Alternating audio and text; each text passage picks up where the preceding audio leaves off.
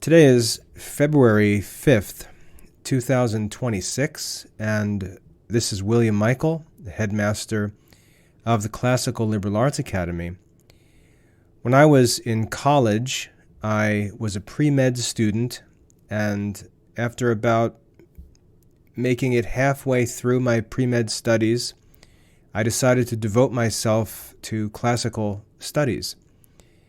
And when I did so, I really did so for the sake of studying sacred scripture. That's what interested me in classical studies.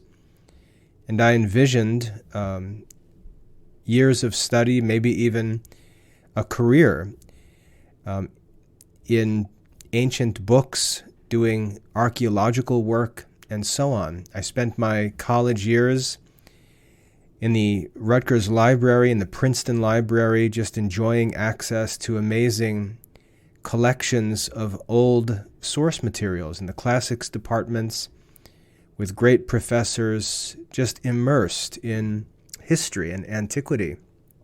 And that's where I felt comfortable. That's what I wanted to do. I wanted to be a classicist. But by the time I was in my, let's say, senior year, things started to change.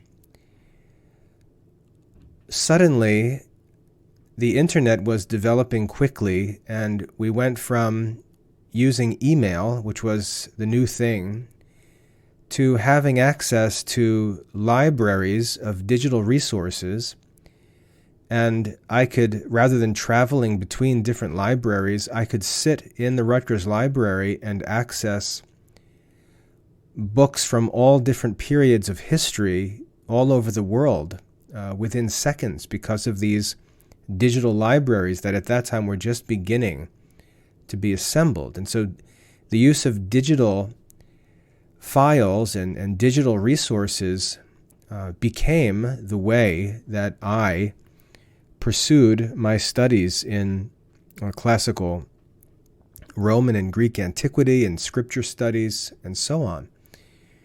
So even in college, before I ever began teaching, I was immersed in internet resources, digital materials, and so on. My classical studies, my ancient Near Eastern studies became a high-tech undertaking, and I didn't expect that. And so I spent a lot of time during my last years of college and into the early years of my teaching career learning how to build websites, learning how databases work, all of these modern technical skills that became very important for study, research, and teaching. I ended up doing work that I never intended to do, never expected to do. Even when I started the Classical Liberal Arts Academy, I intended to do tutoring work, teach students to read Latin and Greek, study history, and so on, and quickly found myself being asked to share resources and develop courses online. I ended up having to build websites, manage databases, learn how to do all different kinds of programming. Again, never my intention. It just was the development of 21st century life, and I had to adapt to it. In the early years of the academy, technology was developing so quickly. It was right around the time that I started the CLA that the first iPhone was invented. We went from everyone having slow internet access that could barely load videos to everyone having smartphones and tablets and wireless internet access, high bandwidth access in their homes. So the technology developed very quickly, and it was just a Wild West scenario with everyone trying to figure out what was going to last, what was important, what was not important, and it was very difficult during those early years developing the Classical Liberal Arts Academy. Fast forward 18 years, and we're here in 2026, and I feel that a lot of the technology has leveled off and plateaued, but we've got new developments like artificial intelligence and tools that are going to be using these AI powers to do all different kinds of things that couldn't be done 5 years ago. So here I am again, learning all kinds of new skills, learning how to use new tools, thinking about how to incorporate the benefits of these tools into the work that I do to benefit parents and students.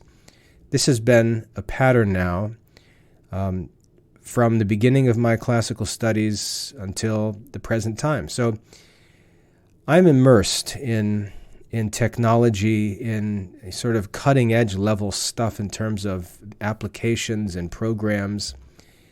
And it goes without saying that many parents many Christian parents, many Catholic parents who are interested in classical education, who are interested in Catholic education, who are interested in homeschooling, don't have very great interest in technology and computers and so on.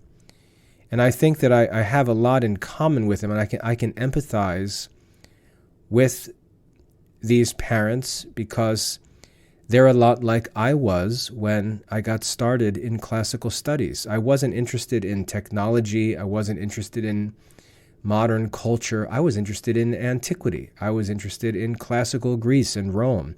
I was interested in ancient manuscripts, in archaeology, and so on. But my interests were really naive. They were immature, they were not practical, and I had to find a balance between those interests and the ends that I sought through those interests and the reality of how the world works. So when I talk to parents, usually younger parents with younger children, they're excited about raising their children to be faithful Catholics in the modern world. And they see the solution to almost all problems is to hide away from them, to avoid them, to shelter the children, to not use this, to not use that. And I don't think that is practical. I don't think that's responsible. I don't think that approach of withdrawing and trying to live an old-fashioned life is going to work. I don't think it's responsible. And I think it's largely driven by ideas about technology, about the internet, about online resources, about online dangers that are not clear, that are not carefully examined.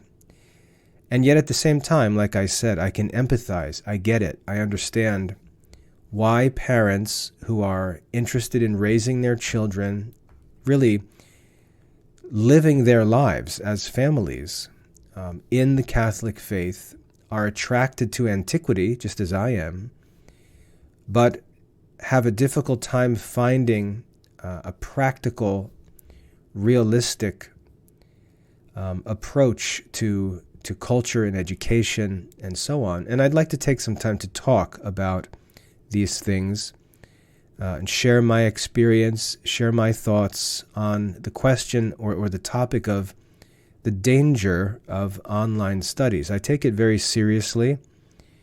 Even though we have an online program, like I said, it was never my intention to build an online program. If I had the option to choose, all things being equal, between the Classical Liberal Arts Academy being an online program or a completely printed offline program, I would certainly choose the offline program, but that's not an option. And so rather than deal with that false dilemma, I have to deal with the much more complicated, much more messy reality that we have to maybe set that as a goal for the future and work towards that. But at this moment in time, a classical Catholic education, that's important, a real classical Catholic education cannot be pursued offline using only printed study materials. And there are many reasons I would say that that's the case.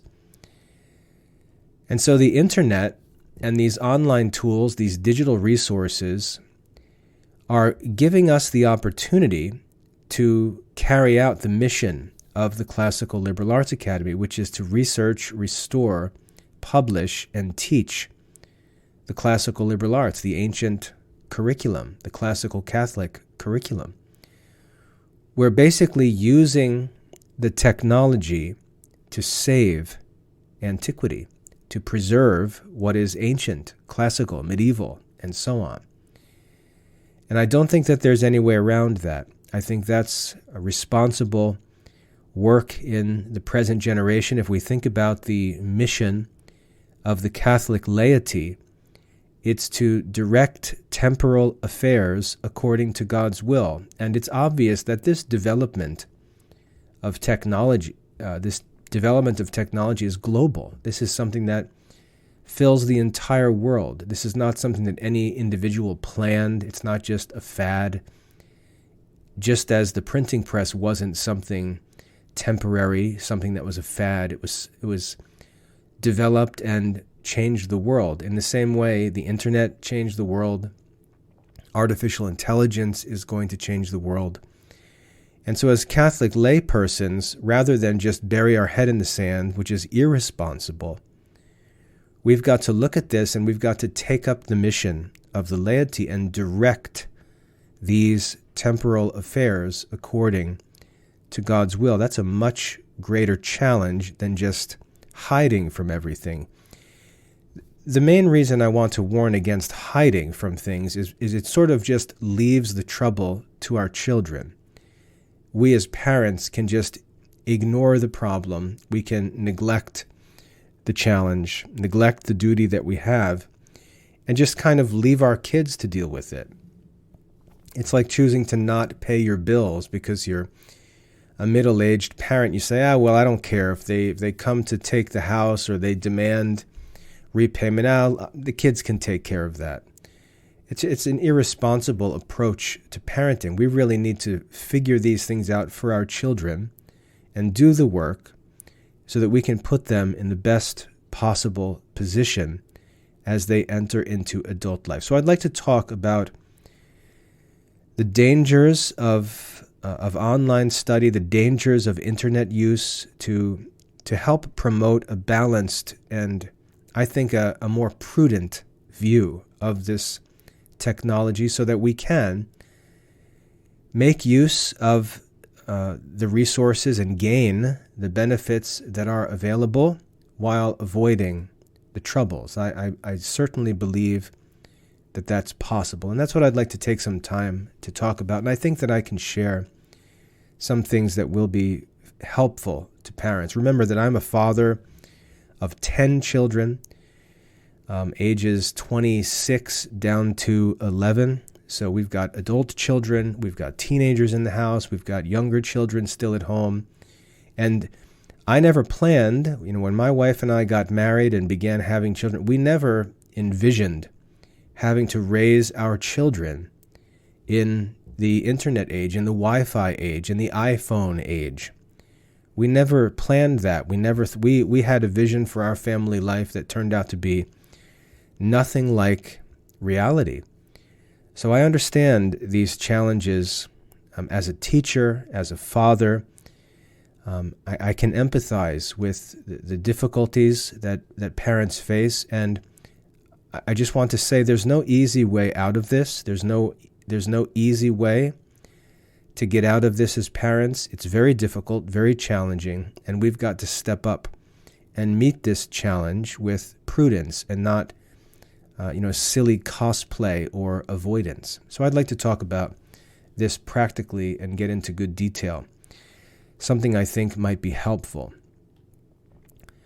So first of all, again, why this conversation needs to be had, why we need to talk through these things, and why this really matters.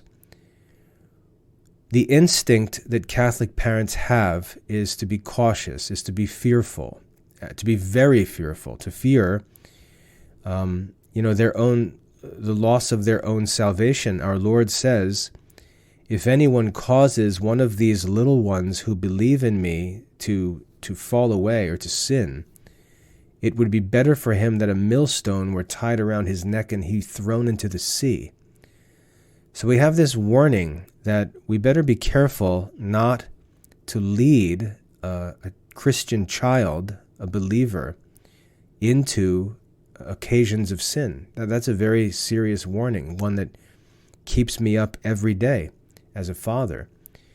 So we're right to be cautious, and it's healthy to be cautious. We should be skeptical, especially when we're dealing with platforms or tools or resources that are developed and maintained by non-Christians. We should be cautious that they're not going to be concerned with the things that we're concerned with.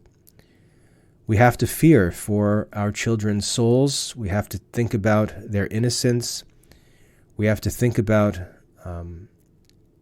how we can protect them from avoidable dangers, avoid occasions of sin, and so on. We have to acknowledge that the internet, this is not a theory. The internet can be and is often dangerous, and to just stupidly pretend otherwise is ridiculous. People who pretend like there's nothing to fear, there's no problems, that's irresponsible. We have a reason to be cautious, but we have to be careful. We have to be careful that we deal with this danger prudently, and that we not run away from it or make it out to be more than it actually is. We've got to use prudence. We've got to have balance, and that's the challenge. I'm not going to defend technology because, again, I don't think that Christians are sitting around inventing this stuff. I think this is the movement of human progress, and it's like a giant river that's flowing, and we're in that river. We can swim against it, we can try to get out of it, but we're in that river, and there's only so much that we can do, so much we can control, and so we've got to choose our battles carefully, because if we take on projects or take on positions that are unsustainable, the outcome may be worse, not better. So we have to be careful. We have to be prudent, and I want to emphasize the virtue of prudence. We have to be prudent. The goal for Catholic education has never been isolation from the world. The goal of Catholic education has never been this idea we hear of among people who call themselves unschoolers. That has never been a part of Catholic education. From the time of the ancient Hebrews, when they came out of Egypt and brought with them the riches of the Egyptians, that has always been seen as a symbol of the use of the world's possessions, of the world's goods, of what's good in the world.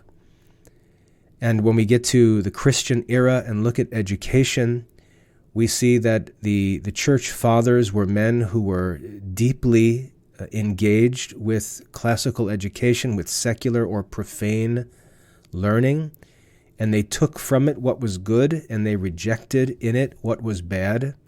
There was never just a reckless, wholesale rejection of everything that was non-Christian. So Catholic education has never meant isolating yourself from the world. St. Paul even says to be in the world, but not of the world. That's an important distinction. We've got to prepare, we've got to learn, we've got to work to live rightly in the world. This is not in our control, what goes on in the world. We've got to live according to God's will in the world. And as far as we're able to do so, we've got to direct temporal affairs according to God's will. So any fear that we have that's undefined, that's unfounded, that's misdirected, can unintentionally harm a child's intellectual and vocational formation. So being cautious is prudent, but being directed, being moved and controlled by groundless fears or by intemperate or inordinate fear of a boogeyman culture that may not actually exist, that has to be resisted because the outcomes can be worse. We can avoid one evil just to run into another. We've got to be careful not to do that. It's like if gluttony is dangerous, starvation is not the solution. Temperance, the virtue of temperance, is the balance between these extremes. And with respect to our interaction and use of technology in our generation, we've got to learn what it means to be temperate, to be prudent, and so on. So we've got to be careful. It's right to be cautious, but we've also got to be prudent. So we've got to clearly define what the dangers, what the real dangers of the internet are. And I can think back to when I was a kid. I was born in 1975, so I went to school from 1981 or so until I graduated around 1993 from high school. So I grew up in the 80s, and we didn't have the internet, we didn't have cell phones, we didn't have a lot of the technology that's available, and we had different dangers.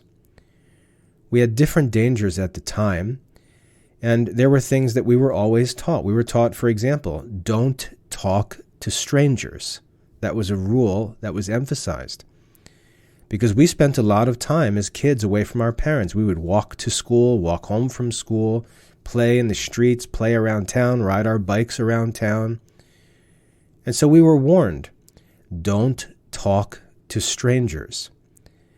And we understood what that meant, and we usually followed that advice. We would always assume that a stranger could be dangerous unless we got to know the person and, we're doing something we were supposed to be doing in a place that was safe with buddies around us, and so on.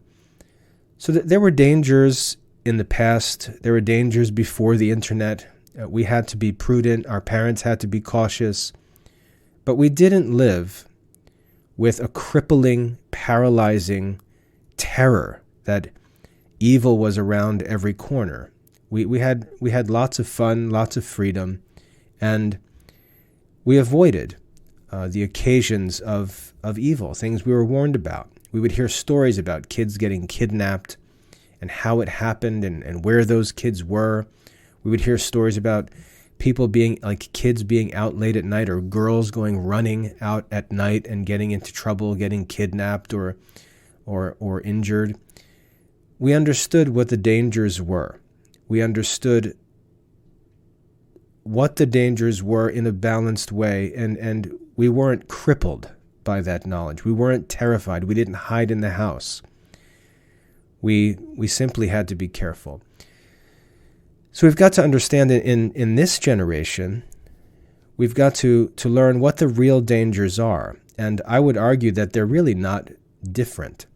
It's really the same problems. And the simple rule, just as it was for us back in the 80s and 90s, we're going to see that the rule is don't talk to strangers.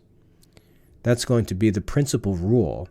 But it's different in this generation because it's much easier for kids to talk to strangers in 2026 than it was in 1986.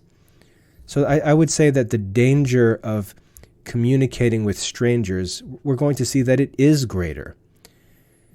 It's greater because the communication is easier, but at the same time, if you think about it, it's also not as dangerous because the danger isn't physical and present. It's often virtual. So you can see how there's increased danger in one sense and decreased danger in another sense. We have to figure this out. We've got to find where the balance is, where prudence is on this issue.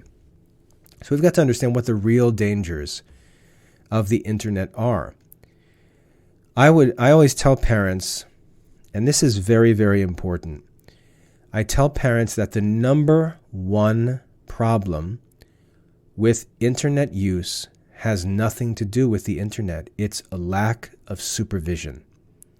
The number one problem, and this again, this isn't even about the internet. This is about parenting. The number one problem in the lives of children, the number one danger in the lives of children is a lack of adult supervision. You have to manage your children's activities. You've got to schedule the day. You've got to have kids in your sight. You've got to be supervising. You've got to know where they are, what they're doing. You've got to know how things work. You've got to know what's available to them. You've got to be vigilant. And it's very difficult, but there's no option. You've got to be vigilant. The number one problem, the number one danger that children face is that they are left unsupervised. That's the biggest problem. If that problem is prevented, almost all of these other problems disappear. That is the most important solution to the dangers that children face. Simply keeping an eye on your children. So that's what I'd like to emphasize. Unsupervised communication with strangers has as its root problem that it's unsupervised. That is the chief problem. So you've got to supervise your children. You've got to be with your children. You've got to be very practical about this. I mean, think about it. Where your children have access to the internet, how they access it, when they access it, is more important than what they access. Because if you control where they access the internet, how they access the internet, when they access the internet, most of the problems caused by what they access on the internet will be prevented. So it comes down to supervision. The ultimate danger online, the ultimate danger, first of all, assuming that kids are not supervised. Assuming that kids have access to the internet, they are not supervised. The number one danger is any sort of platform or website where they can chat with others, where they can be accessed by and gain access to strangers. Chat rooms, social media platforms, messaging systems, and very importantly, video games, online computer games. Many parents don't know this, but a lot of these games are interactive. You can see a kid playing a game, but what you don't realize is that there is a chat room embedded in that game, and the kids playing the game can chat with each other. They can talk to each other, send messages back and forth. And you have no idea who those quote-unquote kids are in those games. You have no idea who they're chatting with. You have no idea if those are other kids and it's just a bunch of kids having fun with a game, or whether there's a 40-year-old pervert on there posing as a kid playing a game.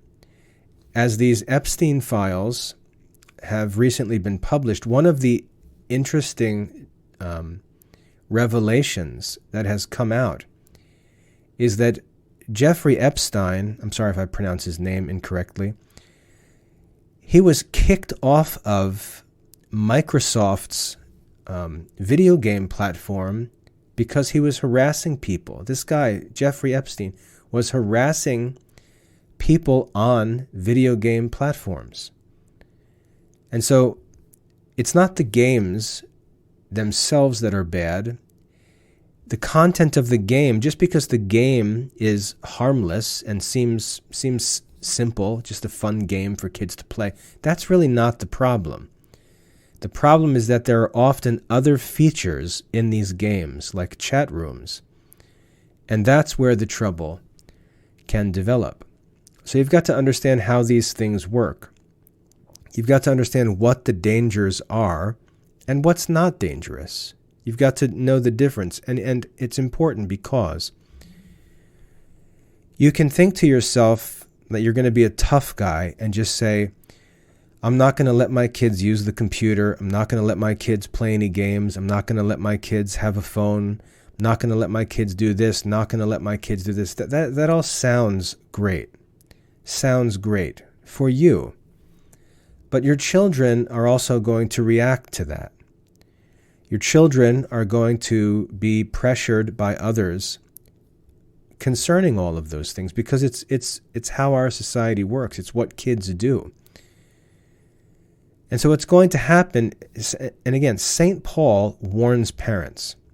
He says, fathers, do not provoke your children to anger. He says, do not exasperate your children. And so, you can sound like a tough guy when you're talking to your Catholic friends about how you're not going to do this and you're not going to do that. But that's not necessarily good parenting. You've got to consider the kid's life, the kid's influences, his peers, his generation, and so on. And you've got to be reasonable. You've got to practice the golden rule. You've got to do to your son what you would want a father to do to you. And you can do all your tough guy talk, but the truth is, you would not have wanted your parents to lock down everything in your life and tell you tough luck. You would not have liked that. That would not have been good for you or desirable for you. And it's not right to do that to your kids because parenting takes more thought and more effort than that. That's not tough guy parenting. That's lazy parenting. That's selfish parenting. Because you're overreacting and you're going to end up annoying your kids, possibly frustrating your kids and put your kid into a position where he just thinks, I can't wait to get out of here so I can be normal. And we don't want to do that.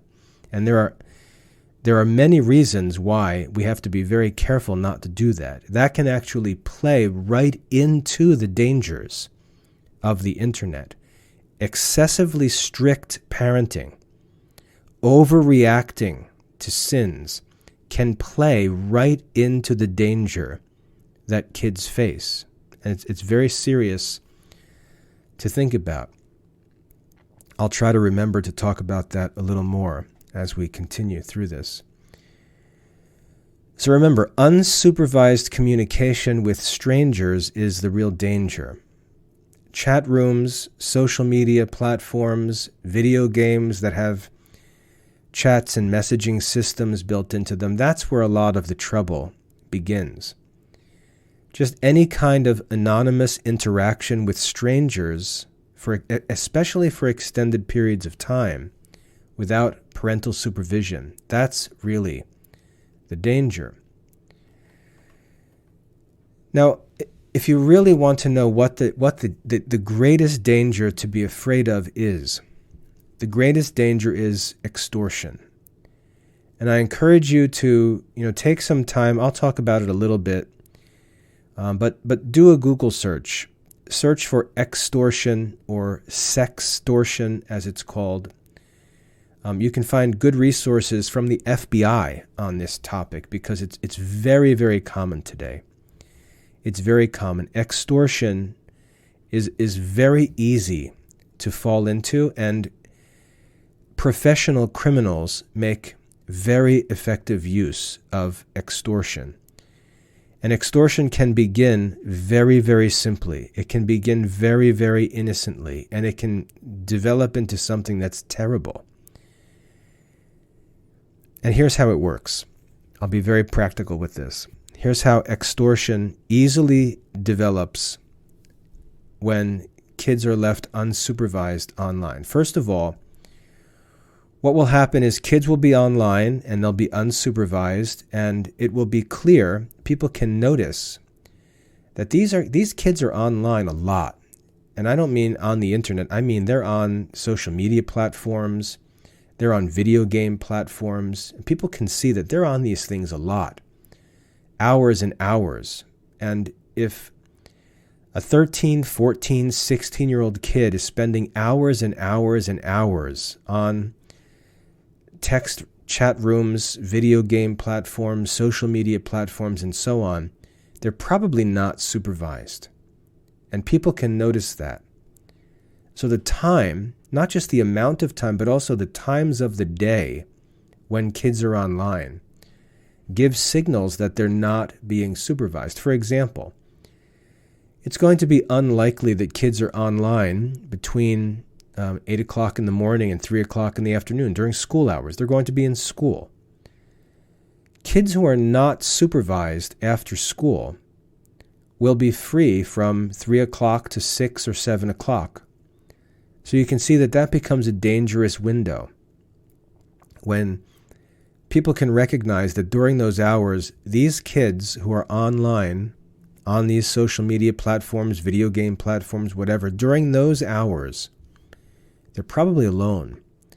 Their parents may be at work, the kids may get a bus ride or walk home, and then they've got 3-4 hours alone, and they just sit online, goofing around until mom or dad come home. So you can see how that becomes a danger. Late night hours, seeing kids who are on the internet, again, on video game platforms, social media platforms, in the middle of the night, at midnight, 1 o'clock, 2 o'clock in the morning, that's a sign that kids are not being supervised, that the parents of those children are not carefully managing internet access for those kids. So you can see how those are like red flags. Lots and lots of time using resources that supervised kids would not be using. And notice I haven't even said anything about like pornographic websites or anything like that, because the danger of the internet is not simply that kids are going to get to bad websites. It's that even good websites can be used for bad purposes. And this really is why the extortion can become so dangerous. So what happens is kids can just be on sites, be chatting with people, accepting friend requests, chatting, talking, and it can all seem innocent and simple. But then as the kids start to fool around, if they're not supervised, they can start to talk about different things, they can start to answer questions, they can start to share information, they can then share a screenshot or turn on a video and have a video chat. And criminals who use extortion will work to get any kind of leverage that they can against an individual, against a kid. So it could be a text chat where the kids are led to say all kinds of bad things about their parents, or to tell some kind of dirty jokes, or go back and forth in a discussion about some immoral topic. The kids may just be, doing foolish, childish stuff, but they're actually being led into this behavior by someone who knows what he's doing.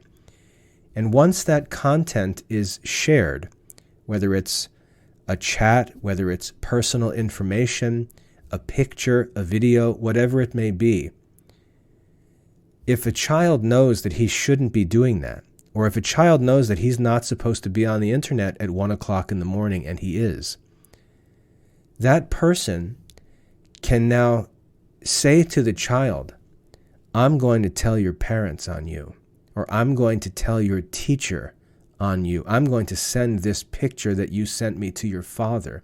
I'm going to send this chat to your teacher. And so a child can find himself or herself trapped in a scary situation. And so at that point, the child's natural reaction might be something like, oh, please don't tell my parents. Don't tell my parents. Don't send that to my teacher. Don't send that to my friends. Please don't post that picture on social media.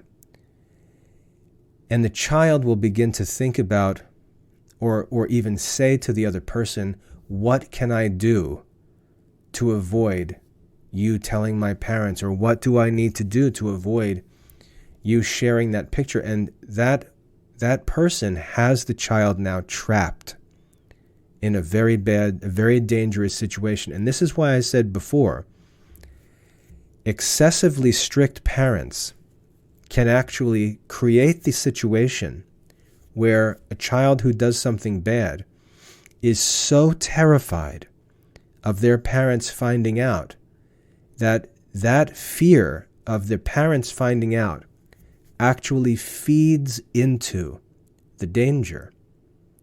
So you can see the relationship that we need to have with our children is a true Christian relationship.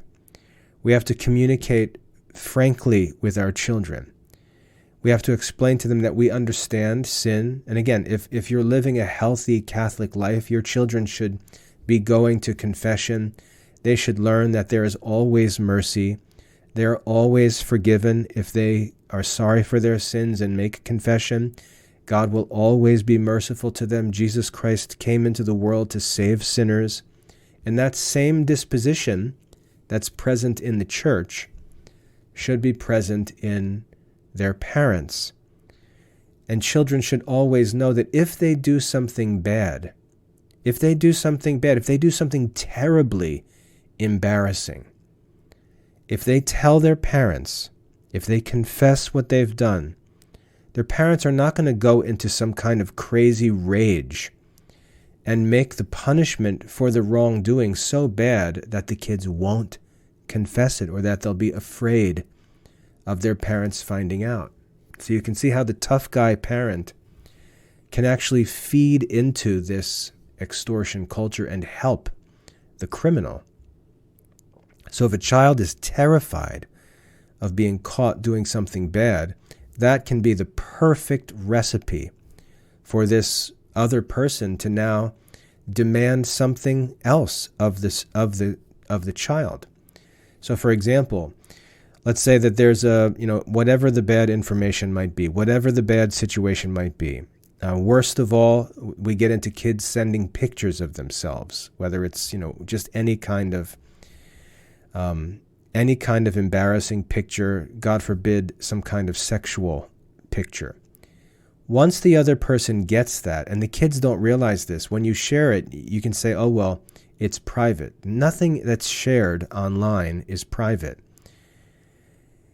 Another person can take a screenshot of it, and they now have the possession of that picture forever. Once a kid realizes that this other person has that picture or this discussion or this message, that person can threaten to use it against them, and the kid can panic and be terrified of the consequences and be trapped making deals with this other person so that they don't expose them, so that they don't share this information. So it can be something like, you need to send me $10. They can financially extort a child.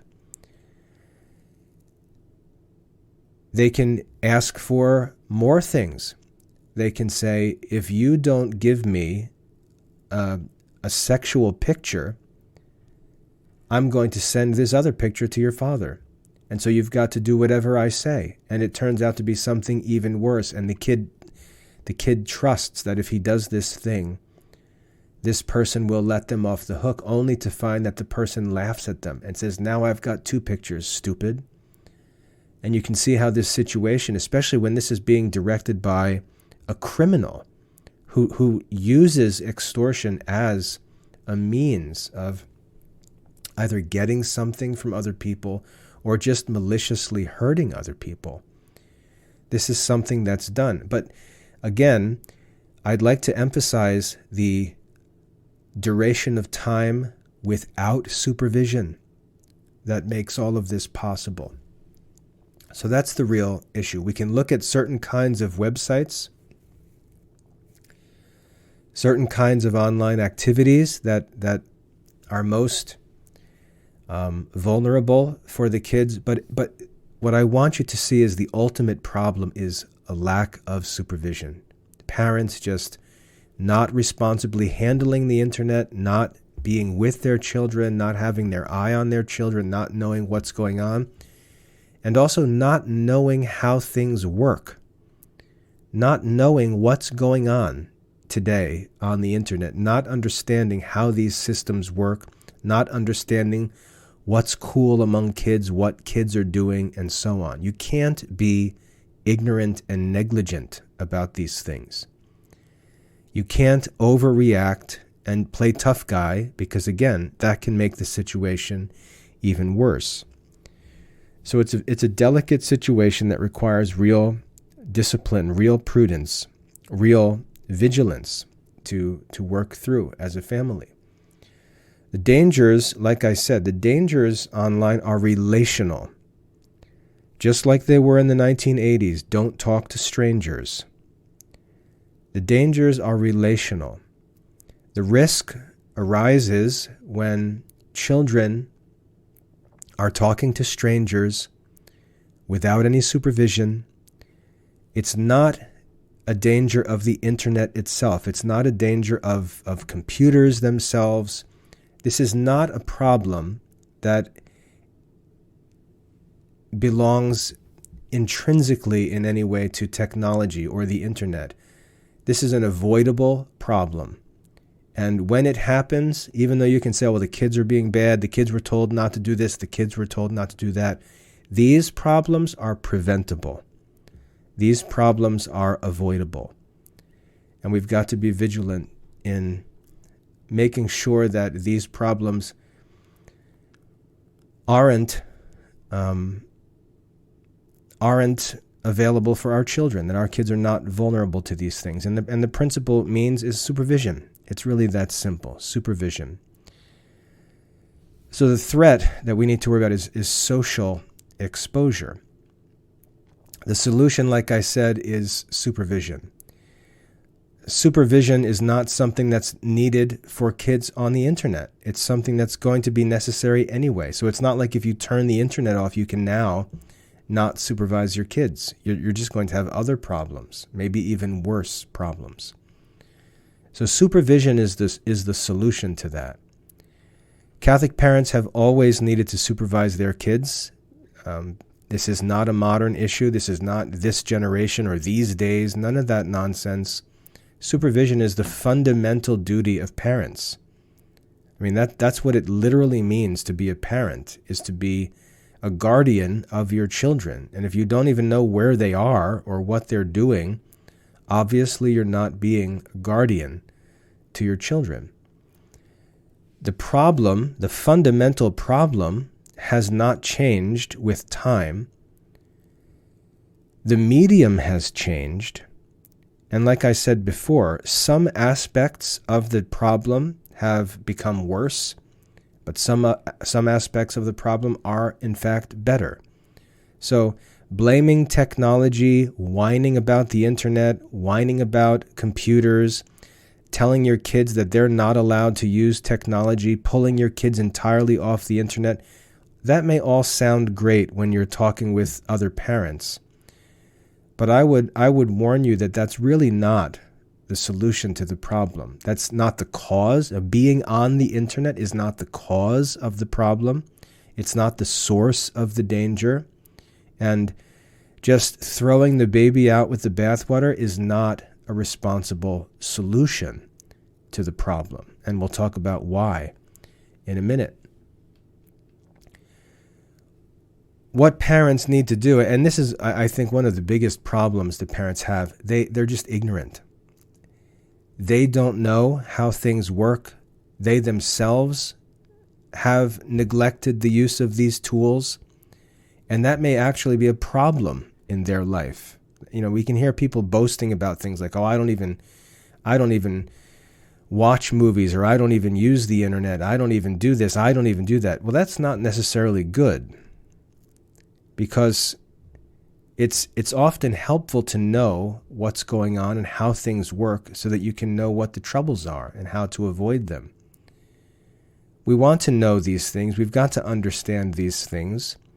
Jesus tells us to be innocent as doves, but also to be shrewd as serpents. We're not supposed to be stupid.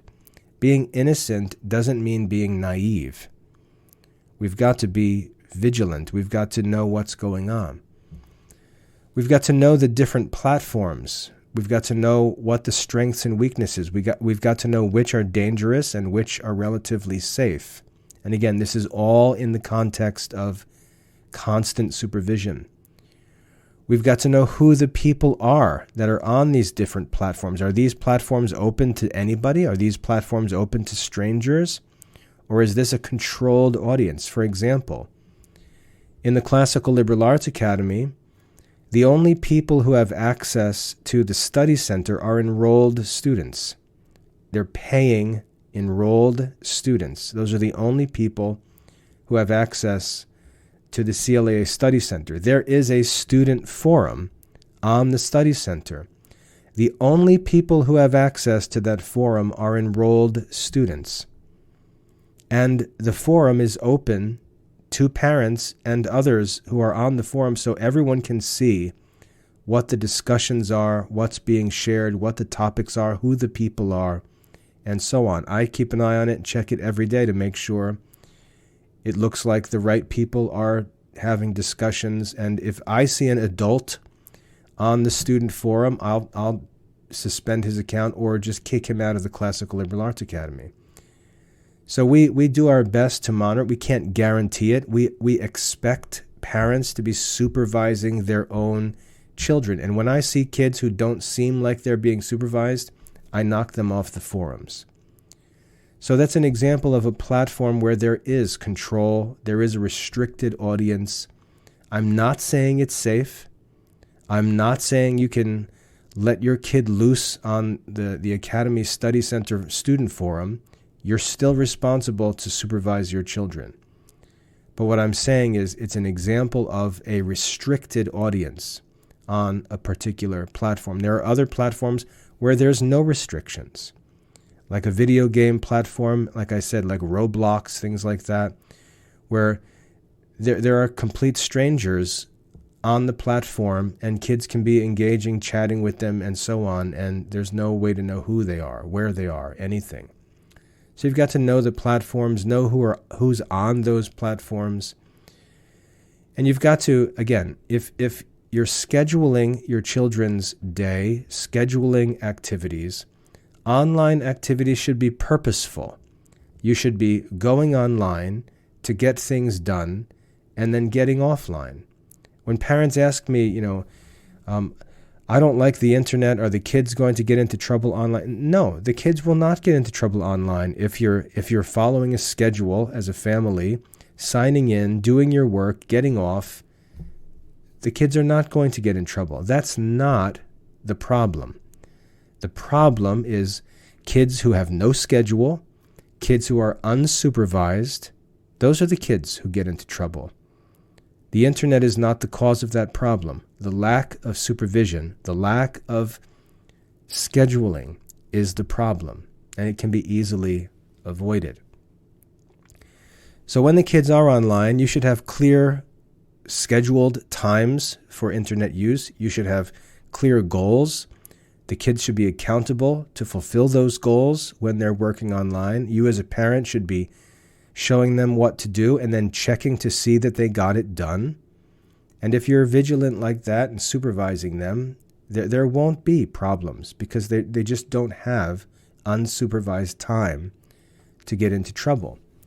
So there's ways to avoid these problems. The benefits of online study are really innumerable today. And this is why, again, the sort of fake tough guy parenting act where somebody says, we're not going to use the computer, my kids aren't going to use the computer. That sounds great, but there are many negative consequences of that position. We live in a time in the 21st century where our families have access to the most incredible collections of resources, a situation unlike any that has ever existed in the history of the church, and many of these resources are completely free to use. So we have access to study materials and resources and libraries and all kinds of services that kids could only dream of in the past. To take a lazy, all or nothing attitude towards technology is to lose all of that stupidly, spitefully, to lose all of that. It's like refusing to have a book in the house because there are some bad books. So we're just going to take the advent of the printing press and throw it away because we heard that there's a bad book or there's some bad books in publication. So we're not going to have any books in the house. That no one would think that was prudent. No one would practice that. And yet that's what's being done with the modern printing press, which is the internet. Avoiding, all technology will ultimately limit our children's education and put them in a bad spot.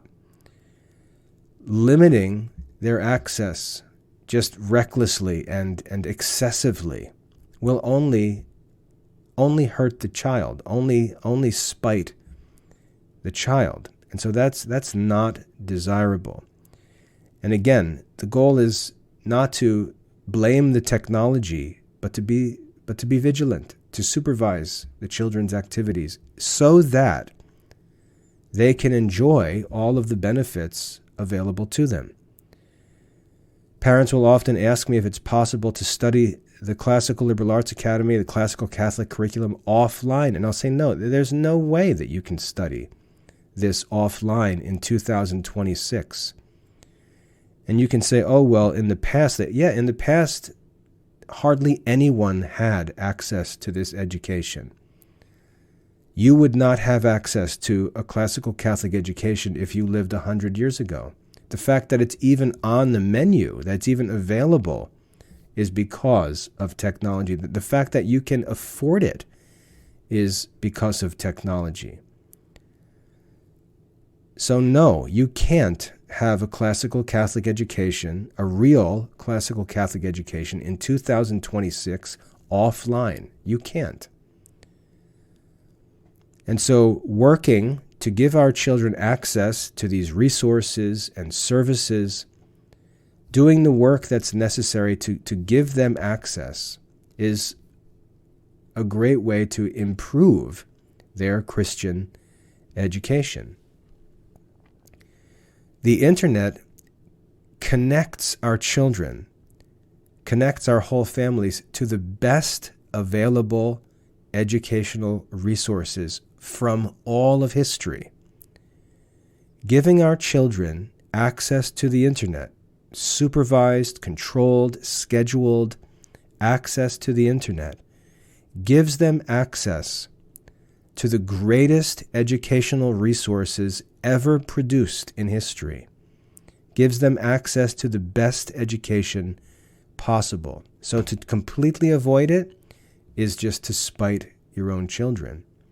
And you are not going to provide your children with the caliber of education that's available today online. You are not going to provide it with printed books. You cannot afford it. You cannot afford to do so. If you look at the Classical Liberal Arts Academy, look at the books that we make accessible to our students, all the study resources accessible to our students, they are worth thousands and thousands and thousands of dollars. Most families would not be able to afford the books to even study. And yet, by using them online, they're accessible for free. So to avoid the internet or to pretend you're just going to live like an Amish person, which is always fake, is just not responsible. You're just running away from the trouble, really because you don't want to do the work of supervision. That's really what it's about. You don't want to schedule. You don't want to be disciplined. You don't want to supervise. You just want to throw this lazy blanket over the whole problem and pretend that that's responsible. And it's just lazy and it's spiteful. And it's, I would argue it's going to come back to harm you. It can cause real stress as the kids get older and they start to interact with their peers, and your policies at home are making them like weirdos. And again, you're going to pretend that that's cool. It's cool to be weirdos, right? No one thinks like that.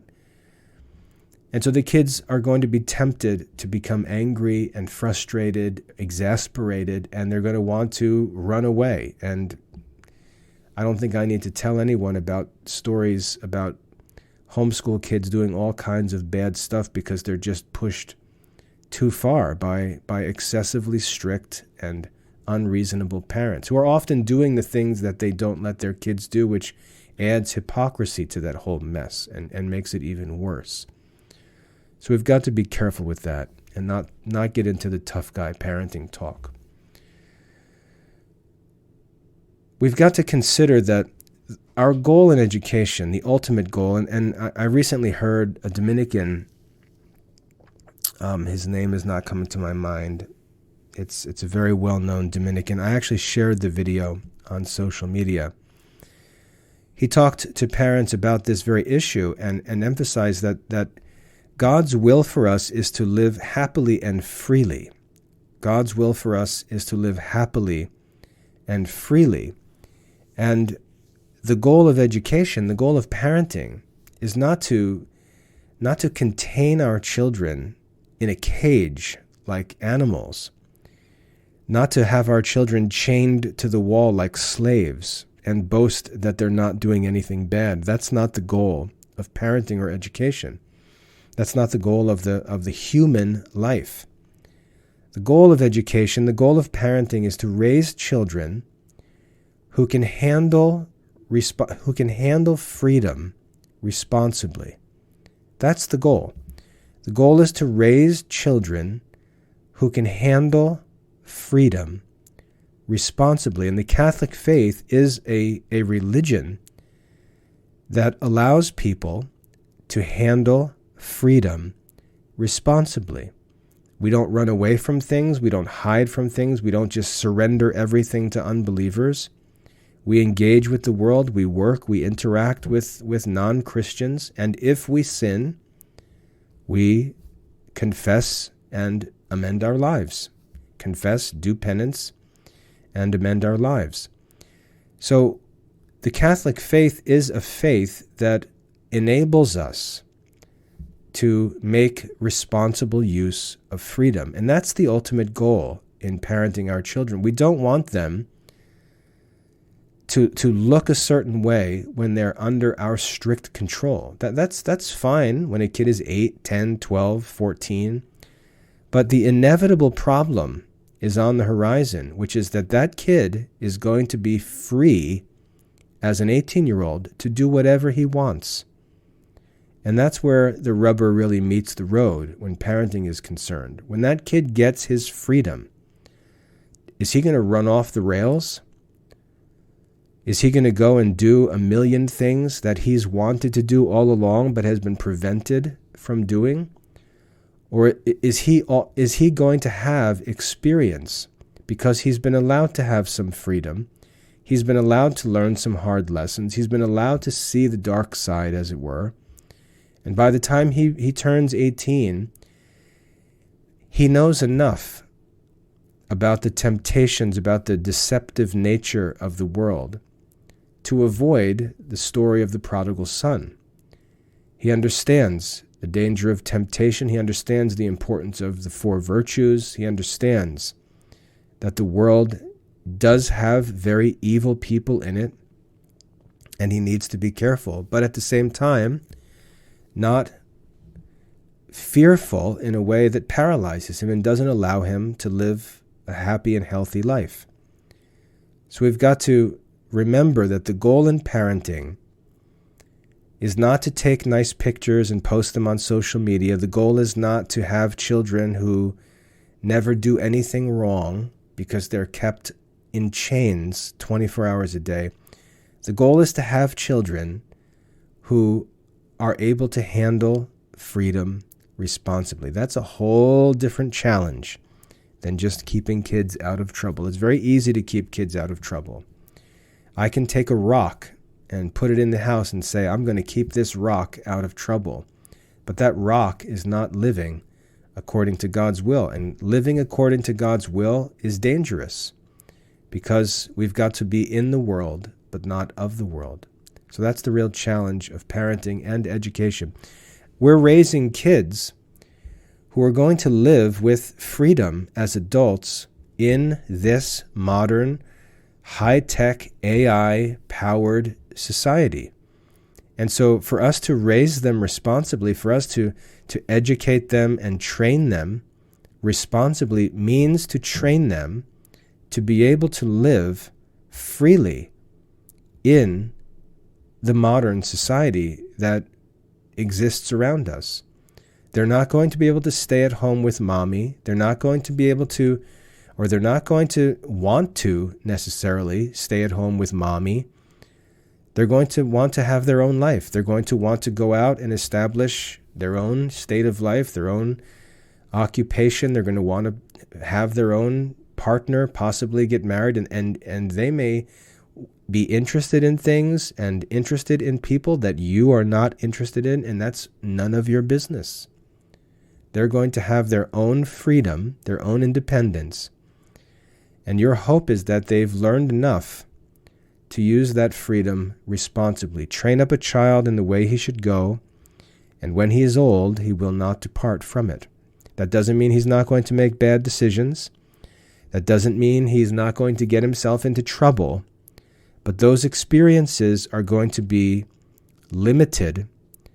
Those experiences are going to be very quick lessons in the dangers, and they're ultimately going to help balance your teaching and your warnings as parents with the testimony of the child's own experience. And the children are going to realize by those experiences, which are not necessarily evil, they're actually necessary and helpful. They're going to learn by those experiences that what their parents have told them, what their parents have warned them about is real. It's true. And they're going to learn to be more careful. So they're going to have their little rumspringa when they leave home and get their own freedom. We always see this in college kids and their behavior, being crazy and wild and foolish, making all kinds of bad decisions. That's just a part of life, moving into that age of independence. And they learn their lessons. They realize that you can't go and sin, that sin is not happy. The way of sinners is hard, as Scripture says. And they learn that.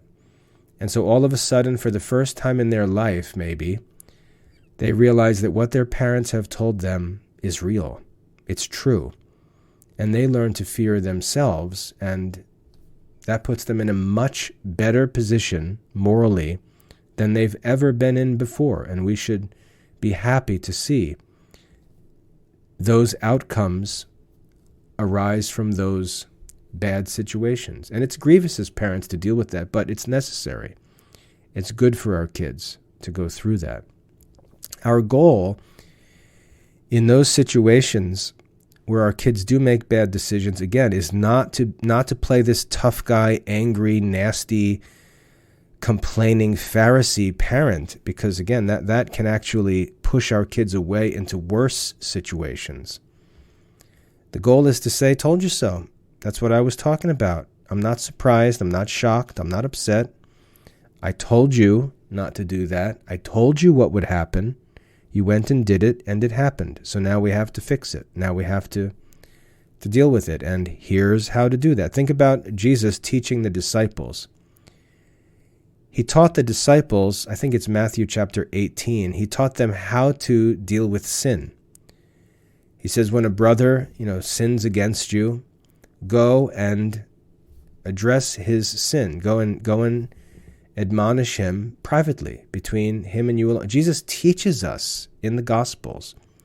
He teaches us how to deal with our sins. He teaches us in the Lord's Prayer. He teaches us how to confess our sins. He tells us to forgive the sins of others. He doesn't say the goal is to have a life where there's no sin. He doesn't say that. He teaches us how to overcome sin by confessing our sins, by forgiving one another, by being patient, by helping each other, by encouraging each other, by making restitutions, by making amendments. He teaches us how to actually deal with sin. And as parents, If you think about what parents do, they often do the opposite. They're not in any way like Christ, and they're not in any way like the church. And we need to avoid that. We need to develop relationships with our kids where we can talk about sin frankly. We're not surprised when they sin. We know everything that they experience. We know about all the sins they're tempted with. We've committed most of them ourselves. And we need to be able to talk frankly about those things. And our kids need to know that. They need to know that we're honest, we're humble, we're forgiving, we're practical. They need to know that when they get into trouble, they can call home, they can come home. That should be what they think. They should think, I'm in trouble, I need to call dad. I'm in trouble, I need to go see mom. That's a sign of good parenting. Not the avoidance of bad decisions, but how children react after they make bad decisions. If you look at the story of the prodigal son, that's what we see. He made terrible decisions, life-destroying decisions. And yet when he made those decisions, he said to himself, I need to go home to dad, and everything will be okay. And we see why he thought that way when he gets home and his father runs to greet him. And we see that father communicated his love to that child when that child was growing up. So that child, when he made a terrible decision, thought, I need to go home. That's good parenting. So that's the challenge. We need to avoid exasperating the kids, avoid overreacting, avoid penalizing them by taking away from them benefits that they're going to need to live well and to transition into adult life in their generation. It doesn't matter what our generation was like. They need to live in their generation. And this is how their generation works. And we've got to help them prepare for it. So we've got to help them to make prudent use of these resources so that they gain the benefits of them while avoiding the troubles, which are completely avoidable. So we don't want to isolate our kids. We want to help form them. We want to teach them, help them to be strong. It's like plants, and I'm sorry for rambling, but there's just so many illustrations that make this clear. When we grow plants in the gardens or on a farm, we start them indoors. We start them in a greenhouse, or we start them in a seed tray in front of a warm window where all of the conditions are controlled. It's just the perfect condition for plants to get started in life. But the goal in germinating those plants and protecting those seedlings, the goal is to move them out into the field or out into the garden, where they're not going to be protected anymore. They're going to be beat down upon by the sun. They're going to be rained upon. Weeds are going to grow and threaten them. We're raising the seedlings to transition them out to the real world where they have to grow and bear fruit. And there's a process called hardening off where we start moving them outside for a few hours, and then we eventually leave them overnight, but it's still controlled before we actually transplant them to where they need to grow. Parenting works in almost the exact same way, maybe in the exact same way. We start the children when they're young, when they have no means of discernment, no means of self-protection, and we raise them like seedlings in a greenhouse or in a seed tray in front of a window. And then we've got to start hardening them off. We've got to start letting them experience things. They've got to experience the elements. They've got to face the dangers. And sometimes they're going to get beat up, and we've got to nurture them back to strength, because the goal is not for them to live in the greenhouse, not for them to stay in the seed tray, but to get transplanted out into the field and to be able to bear all of the pressures of the natural elements so that they can fulfill their potential and bear fruit, which is what they're made for. So that's the goal. Now, in the Classical Liberal Arts Academy, there's nothing, as far as I know of or as far as I can control, there's nothing that's dangerous for the children. I normally don't use even videos. I don't use videos very often. Most of the lessons are text-based. If I do use a video, I normally record a video on a private video platform like Vimeo, and then I post the video on the study center. I don't send kids to any outside sources. I don't use YouTube for videos for students. It's private videos. So there's not going to be links to other videos or recommended videos or anything like that at the end of a lesson. It's intentionally kept safe, but at the same time makes use of all of these available technologies. So studying in the Classical Liberal Arts Academy is not going to be a problem or a source of a problem. We don't ask the kids to use other websites, or I should say very rarely will kids make use of any other websites. And if they're supervised as they should be, there won't be any problems. The real problem is lack of supervision. That's the real problem. You should have a schedule for your daily activities, and you should supervise the kids through those activities so that you know where they are, what they're doing, what they're supposed to be doing. You check to see that they've done it. They're not lost for hours while mom takes a nap, for example. That could be a terrible time where all kinds of trouble develops. We've got to be vigilant. So the lack of supervision is the ultimate problem, and the ultimate danger is simply talking to strangers. Simply talking to strangers, because some of those strangers can be really evil people. We're talking about like cult leaders, criminal organizations, just malicious, destructive, crazy people who will extort. And extortion is when you hear these stories about kids who are led to kill themselves, commit suicide because of things that happen online, it's usually not that they're getting picked on. It's not that somebody called them fat or ugly or whatever. It's usually because they did something bad that's terrifyingly embarrassing to them, and they're driven to a point of terror and despair that killing themselves seems like a relief.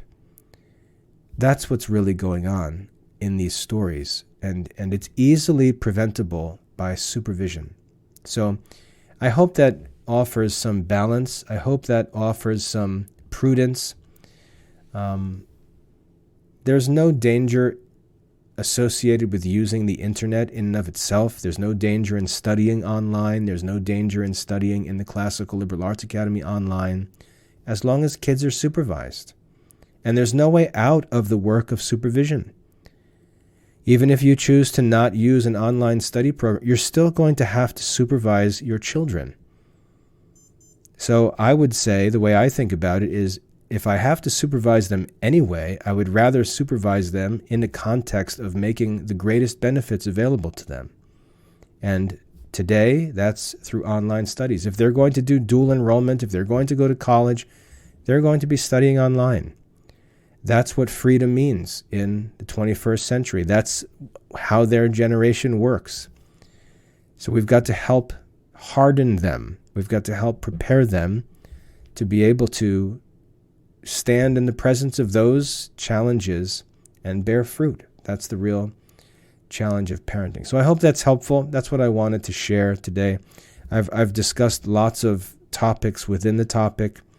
So if any of that stuff is interesting to you, or you'd like to talk more about it, or you've got some questions or some unique circumstances you'd like to talk to, I'm happy to discuss these things. Feel free to write to me. My email address is mail@classicalliberarts.com. You can always comment on the video if you're watching this on YouTube. You can comment. I'm always available. So if there's something you'd like to talk about, I'm happy to discuss it. And if it's a significant issue, I'd be happy to make a separate talk on just that issue. So please do provide some feedback. That's what these talks are intended to promote.